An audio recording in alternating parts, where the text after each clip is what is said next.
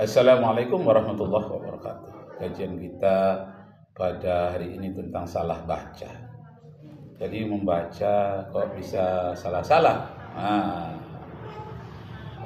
Jadi kalau terselip lidah ya diulangi. Kalau kita ulangi, nanti enggak juga muncul ayat yang kita baca, ganti dengan ayat yang lain yang benar bacaannya. Tapi masih salah juga, berarti kita tidak berilmu tentang bagaimana membaca, tidak berilmu tentang apa yang kita baca. Terutamalah kitab-kitab yang kita baca, apalagi kitab kuning yang tidak berbaris. Kalau sekarang kitab sudah banyak yang berbaris, tapi kalau dulu tidak. Umpamanya sampai sekarang itu tafsir Jalalain. Tafsir Jalalain itu yang berbaris itu hanya ayat Al-Quran. Umpamanya alif lam mim. Itu dalam tafsir Jalalain. Buat dalam kurung. Di luar kurungnya itu disebutkan Allahu a'lamu bimuradih. Allah yang mengetahui dengan maksud apa itu maksud dari alif lam mim. Tidak disebutkan apa artinya, hanya Allah yang tahu. Nah, jadi menafsirkan Al-Quran di bahasa Arab alif lam mim, zalikal kitabu la raiba fihi hudal lil muttaqin, itu jelas berbahasa Arab. Tapi tafsirnya ada tafsir Jalalain yang belum diterjemahkan juga menafsirkan dalam bahasa Arab juga.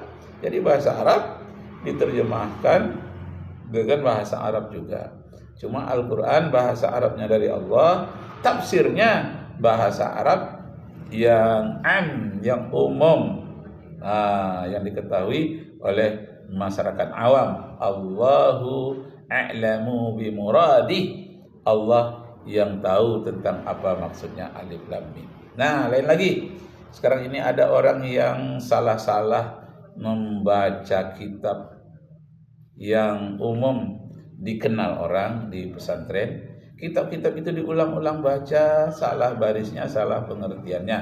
Itu bisa diperbaiki. Jadi kalau ada Anda yang merasa tersalah, bisa diperbaiki. Apalagi di zaman internet sekarang ini, kitab-kitab apapun sudah ditayangkan, sudah dituliskan, terutama apabila kita mengklik yang dari Mesir itu maktabah apa namanya itu, Semuliah apa. Jadi ada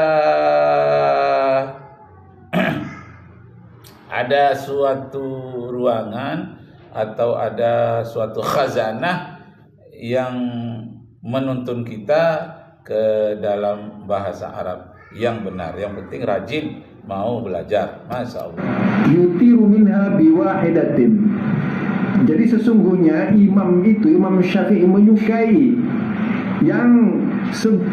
jadi sesungguhnya Imam Syafi'i menyukai apa ini yang disebutkan pemahaman dari terjemahan ataupun pemahaman yang dari Mbak Google, Pak? Iya. Jadi yustahabu itu, Pak, disunahkan, bukan Imam Syafi'i suka, Pak. Ini kok lari-lari ke Imam Syafi'i, mana domirnya ini, Pak? Pokoknya aneh-aneh ini, aneh-aneh ustadz yang paling ngikutin. Jadi sesungguhnya Imam Syafi'i menyukai jadi sesungguhnya Imam Syafi'i menyukai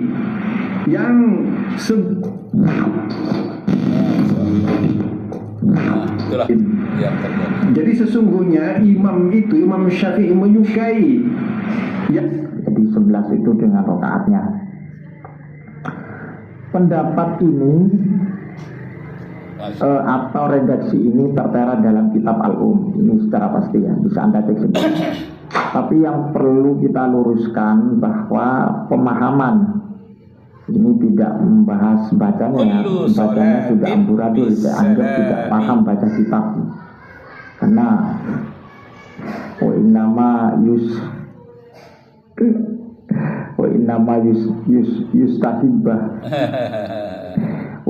yustahibah bacanya sudah amburadul seperti itu, an-yusolli.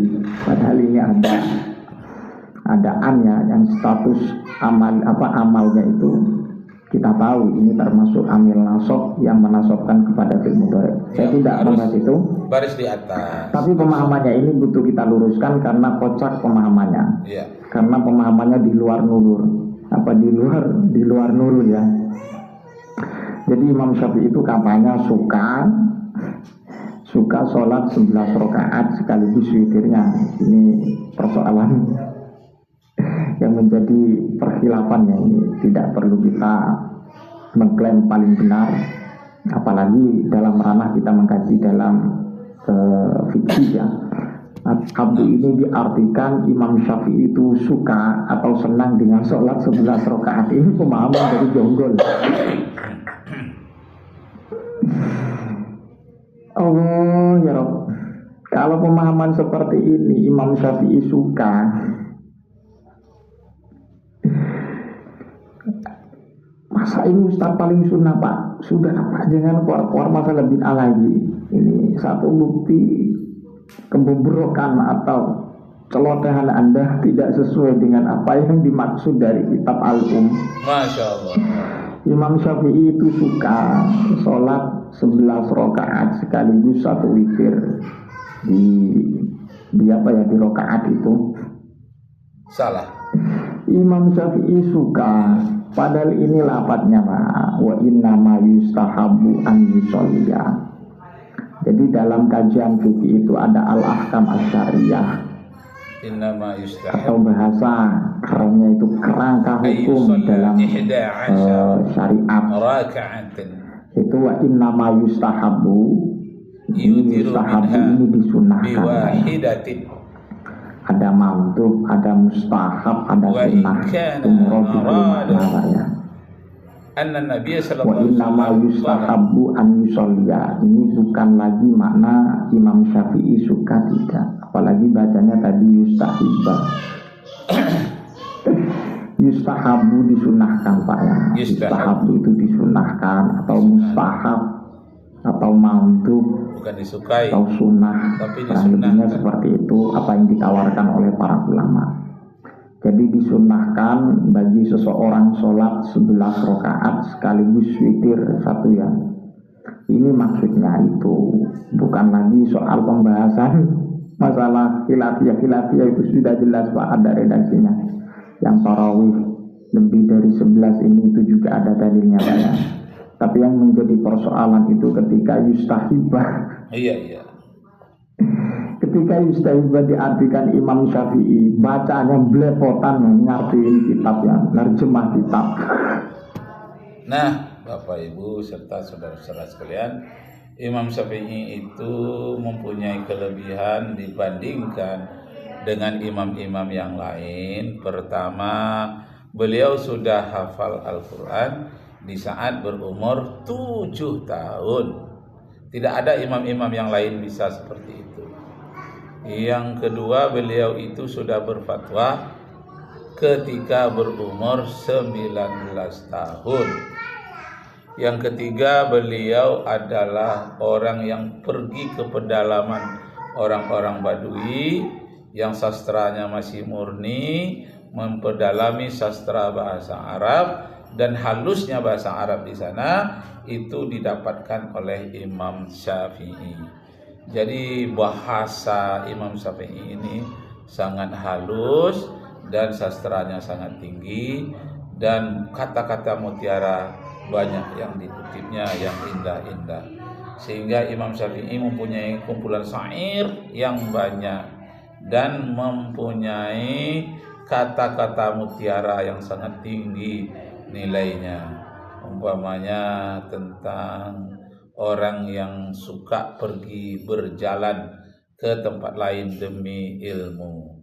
Kata Imam Syafi'i, berjalanlah kamu, tinggalkan kampung halamanmu, tinggalkan orang yang kamu cintai. Insya Allah di tempat yang baru itu kamu akan mendapatkan pengganti dari orang-orang yang kamu cintai. Nah, begitu kata Imam Syafi'i. Dan kemudian kata Imam Syafi'i juga bahwa orang yang mau pergi berjalan merantau menuntut ilmu itu adalah seperti air di perbukitan yang mengalir terus-menerus, tidak pernah berhenti. Makanya airnya akan jernih, memberikan kehidupan yang bersih kepada masyarakat. Tetapi kalau kita tidak pernah merantau, tidak berjalan menuntut ilmu, itu namanya kita seperti air di dalam kubangan atau di dalam satu selokan yang airnya terhenti.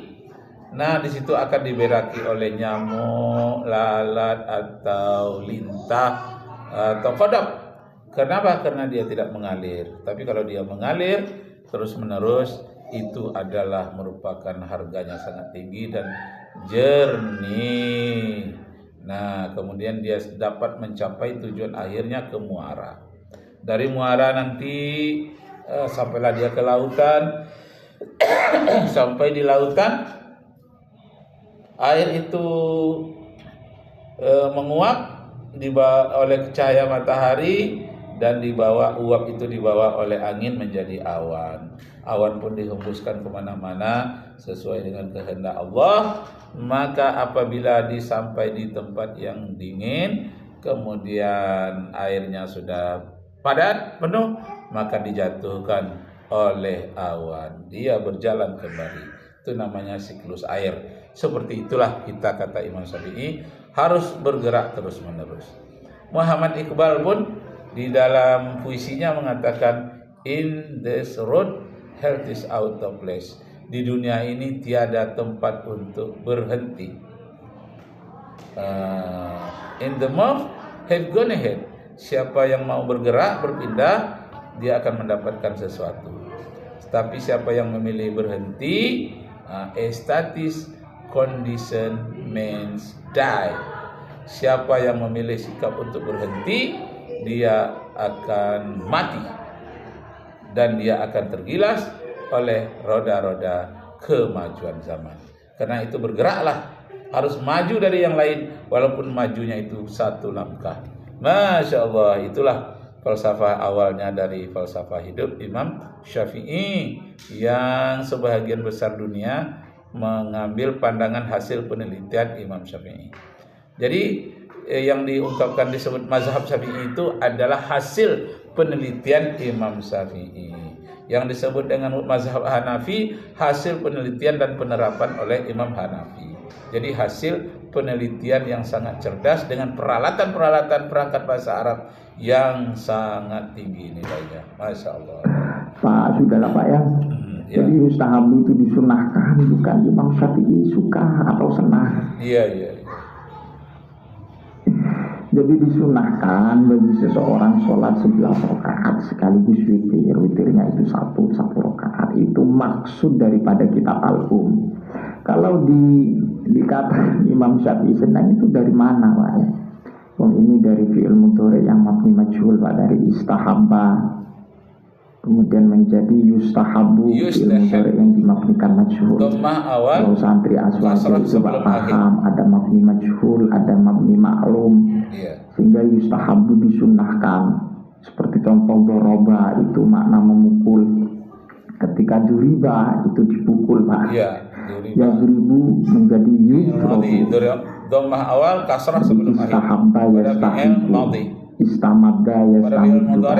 Dhammah ketika awal dijadikan mabni majhul menjadi yustahabbu, disunnahkan. Imam Syafi'i senang. Ini dari mana ini Pak ya? Apa ini yang disebutkan pemahaman dari terjemahan ataupun pemahaman yang dari Mbah Google Pak? Masya Allah. Jadi yustahabu itu Pak disunahkan, bukan Imam Syafi'i suka Pak. Ini kok lari-lari ke Imam Syafi'i mana dong? Masya Allah. Nah, demikianlah dulu Bapak Ibu Saudara sekalian pemahaman kita tentang agama. Teks-teks Al-Quran itu harus kita pahami dengan kaidah bahasa Arab, naus Arabnya, dan tambah dengan ilmu balaghahnya. Balaghah bali artinya yang sangat dalam. Tabli orang yang menyampaikan ilmu dia secara dalam. Nah, demikian dulu. Wassalamualaikum warahmatullahi wabarakatuh.